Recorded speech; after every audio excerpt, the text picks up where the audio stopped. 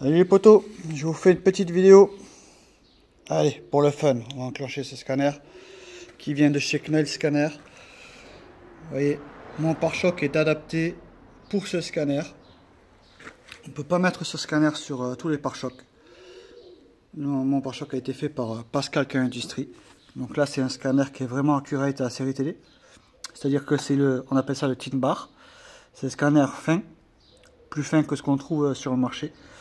Et en fait, c'est Knail Scanner qui fait ça. Il avait un scanner d'origine, qui a servi à la série télé, et il en a fait des répliques.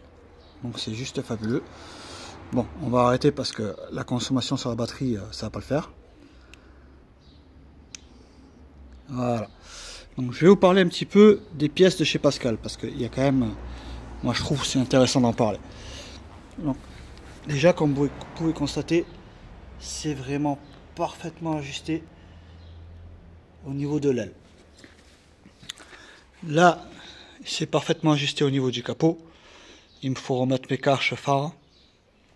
Ici, on retrouve, attendez, on retrouve là les grilles en alu que moi je vais peindre en noir en même temps que le pare-choc.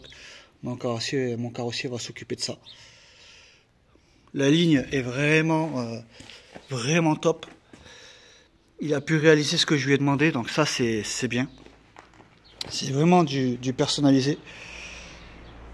Moi je suis très content de ce modèle de pare-choc. Alors je le redis encore, il y en a qui vont dire que je me répète, mais j'ai eu beaucoup de pare-chocs dans les mains, qu'ils soient à moi ou pas à moi, parce que je suis allé chez des personnes qui ont des répliques, qui ont des pare-chocs, tout ça.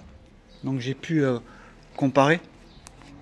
Et ce que j'en dis, c'est que ça là, c'est très très robuste. C'est vraiment costaud. Il y a une épaisseur de malade en fibre.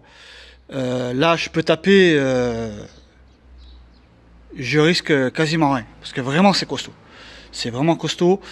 Pour vous dire, moi je l'avais pesé, parce que ça, qu'on le veuille ou non, le poids sur pare-choc, ça indique quand même la quantité de matière utilisée pour le faire.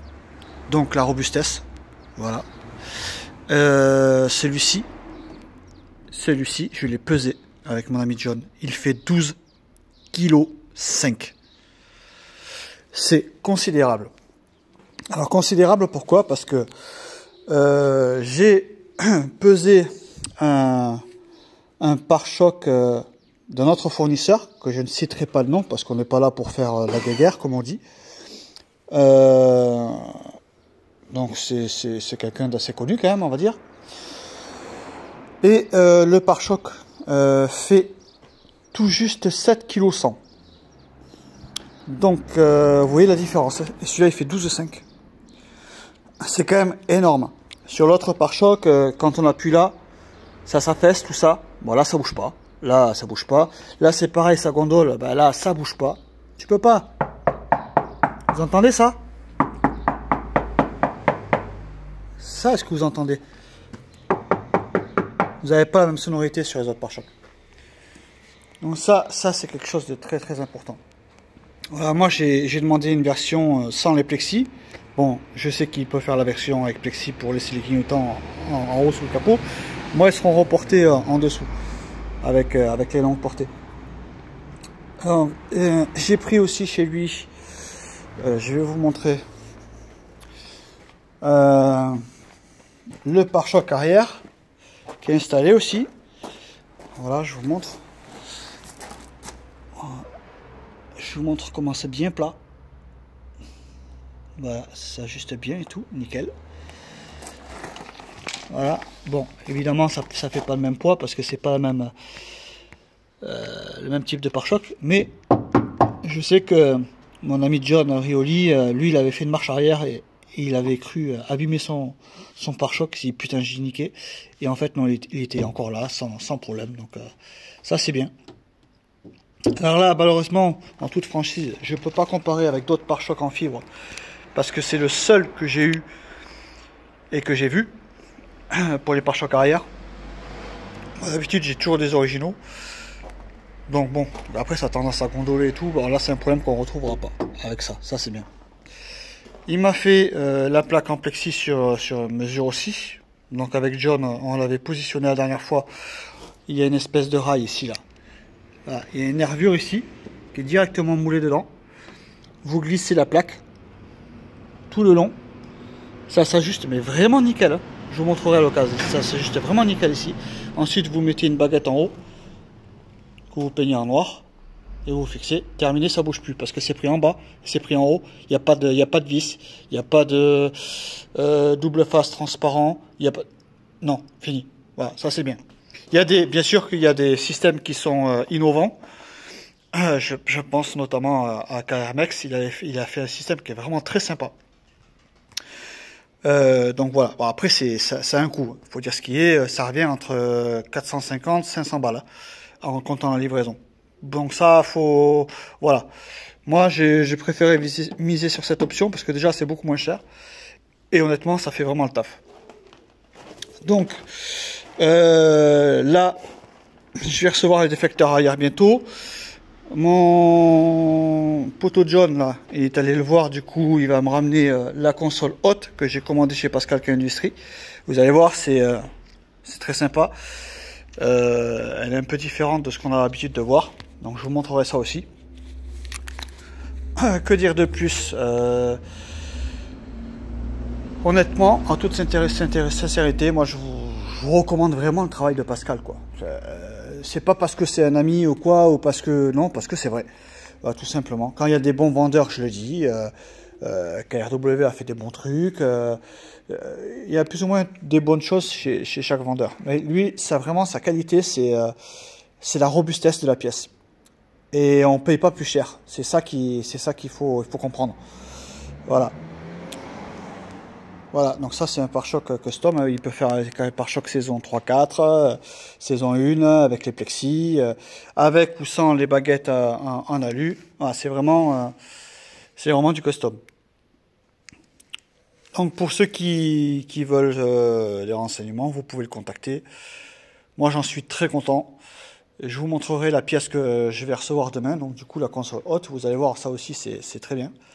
C'est sympa. Et il va se lancer dans un nouveau travail.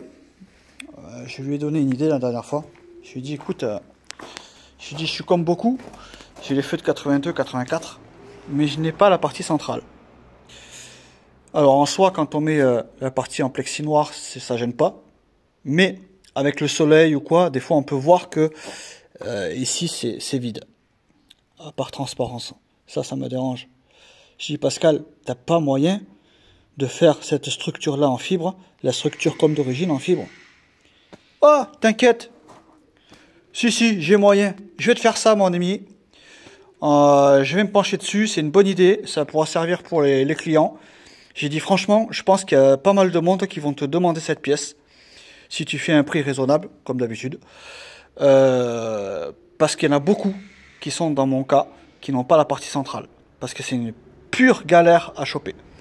Donc, je l'annonce, si tout se passe bien, dans peu de temps, il y aura cette pièce disponible en fibre. Donc avec les attaches. Avec les attaches et tout, la claque. Il faudra simplement, j'ai envie de dire, le peindre en noir. Et voilà. Avec l'espace pour la serrure, évidemment. Bon, moi je vais intégrer une caméra. Donc ça c'est très intéressant à faire, à suivre les poteaux. Je vais être le premier à la voir, donc honnêtement je vous dirai ce que j'en pense. Voilà, sans chichi. Donc là aussi, ça je le dis aussi, je suis très content de ça.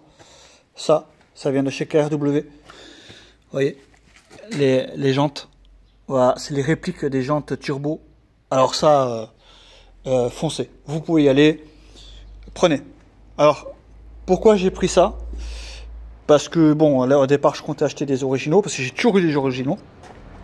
Mais, ce qu'il faut savoir, c'est que, en termes de coût, bon, ça a quand même un coût, parce qu'après, il faut le faire importer des États-Unis. Donc, ça coûte quand même assez cher, il faut dire ce qui est, surtout en 15. Et après, il faut les faire sabler. Donc là, je vous le dis, c'est 300 € par jante, pour sabler, à peu près. Et les faire repeindre. Donc, ça chiffre très vite. Donc j'ai trouvé plus intéressant de prendre ces jantes à lui, à KRW en neuf. Et franchement, on se pose pas de questions. On prend, on monte, c'est beau, c'est tout neuf, et ça fait vraiment le taf, c'est vraiment de qualité, quoi. On le voit, hein, c'est très très beau. Bon, sur mon TikTok, vous verrez les petites vidéos. Donc voilà. Les enjoliveurs, ça c'est pareil, Pascal les fait aussi, donc bon.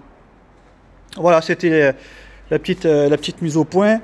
Il faut que j'installe mes PMD et ma console centrale de 82-84. Mais je ne vais pas le faire pour l'instant. Pour la simple et bonne raison que j'ai un ami qui fait une réplique en cours. Je ne citerai pas son nom, mais parce qu'il n'est pas sur les réseaux. Mais vous verrez quand elle va sortir sa voiture, ça va être quand je dis une dinguerie. La mienne à côté, c'est du chichi. Franchement, il pousse les détails très très loin. Et il a le souci du détail impressionnant. Donc j'attends vraiment de voir l'évolution de sa réplique. Et il a fait comme certains ont fait. Il a installé sur toute la caisse un isolant phonique. Voilà, c'est des plaques collantes, adhésives. Ça coûte un peu quand même, hein. Faut dire ce qu'il y a, ça coûte un peu cher. Mais honnêtement, je pense qu'il faut le faire. Parce que ce sont des caisses qui vibrent beaucoup, il y a pas mal de sons. Et avant de tout remonter, je pense que je vais m'investir un peu à acheter ça avant de terminer le remontage. Entre temps, je vais installer le tableau de bord parce que moi il est fini. Le tableau de bord, enfin, il est quasiment terminé. J'ai les boutons pompe à connecter. Donc pour ceux qui savent ou qui savent pas, moi j'ai un tableau de bord de chez Rob Louzel. Là, je suis hyper content.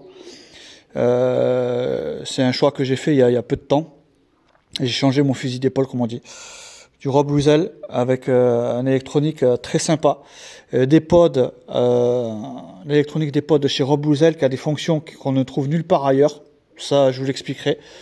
Vous allez voir, c'est vraiment fun, surtout au démarrage. Pareil au niveau du compteur, il y a un démarrage et au niveau du compteur, ça tourne et tout. Enfin, c'est très sympa. Donc, moi, j'ai le tableau de bord saison 1, c'est-à-dire qui arrive jusqu'à milieu de la casquette d'origine. Voilà. Donc mon objectif, c'est de me rapprocher au maximum de l'original. Donc là, Rob Louzel, on sait qu'il avait les moules. Il avait les moules des pièces d'origine de la série télé. C'était le seul à avoir la licence pour ça. Donc moi, je sais que le tableau de bord que je vais installer, c'est le même. C'est le même qui a été utilisé dans la série télé. Et ça, c'est chouette. Je dis pas que c'est le meilleur. Attention, parce que il y a des fabricants qui font du bon truc. J'ai eu plusieurs fabricants aussi en main. J'ai du Rob Louzel, j'ai du KRW, j'ai du Knight Passion. Voilà, chacun ses avantages, ses défauts. Mais moi, l'avantage de celui-là, c'est que c'est vraiment le même. Voilà, c'est peut-être pas forcément le meilleur, mais c'est le même. Au niveau de la courbure, je le trouve très intéressant parce qu'au niveau de la courbure des écrans, il y a vraiment une belle courbure, ce qu'on ne retrouve pas, par exemple, chez d'autres fabricants. Chez KRW, il fait des bons tableaux de bord, mais moi je trouve quand même qu'au niveau des écrans, c'est pas assez incurvé, c'est un peu trop plat. Ça me dérange un peu. Ça reste du très bon tableau de bord de toute façon. Voilà. Donc voilà pour les news. Donc j'ai encore beaucoup de boulot, hein. J'ai encore beaucoup de boulot, mais on va y arriver et j'espère que l'année prochaine, de toute façon, oui c'est sûr, l'année prochaine je serai présent au meeting qui a eu lieu il y a quelques jours là. J'ai vu qu'il y avait beaucoup de personnes qui étaient là, les personnes populaires, hein, du monde de Knight Rider qui étaient là aussi. L'organisateur, apparemment il a fait un travail de titan. Il y avait Guy Chapelier et tout. Je suis blasé de pas avoir pu venir. Parce que à aller dans un événement comme ça, je vais absolument monter avec ma voiture. Voilà. Ne serait-ce que pour avoir un véhicule de plus sur place, quoi. C'est toujours sympa. Et puis partager la passion avec ceux qu'on retrouve là-bas. Voilà les amis, j'espère que la petite vidéo vous a plu. Et puis je vous dis à bientôt pour la suite des événements.